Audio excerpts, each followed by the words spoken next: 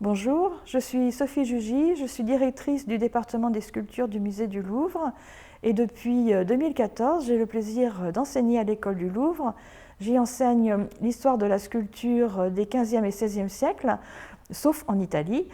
Et cette année, j'ai proposé à l'école du Louvre de consacrer le cours organique à l'histoire de la sculpture au XVe siècle, avec l'idée que l'histoire telle qu'on la présente habituellement, héritée des historiens précédents, ne fonctionne pas parfaitement. Je vous propose de parcourir ce siècle entre les années 1400, le gothique international, les années 1500, le début de la Renaissance. Nous referons le chemin qu'ont fait les historiens qui nous ont précédés en essayant de comprendre évidemment les contextes intellectuels de leurs discours. Nous ferons un grand tour de France de région en région pour voir les œuvres, pour voir leurs différences, leurs ressemblances. Et puis, quand nous aurons l'œil bien exercé, nous reprendrons ce corpus de manière thématique.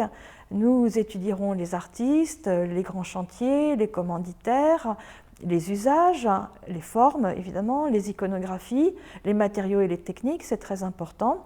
Une fois que nous aurons bien maîtrisé tout cela, nous regarderons à nouveau les œuvres de manière un peu morélienne, vous savez, cette analyse des détails, afin de regarder si nous trouvons des points de convergence, de ressemblance, et si nous arrivons à refaire des classements.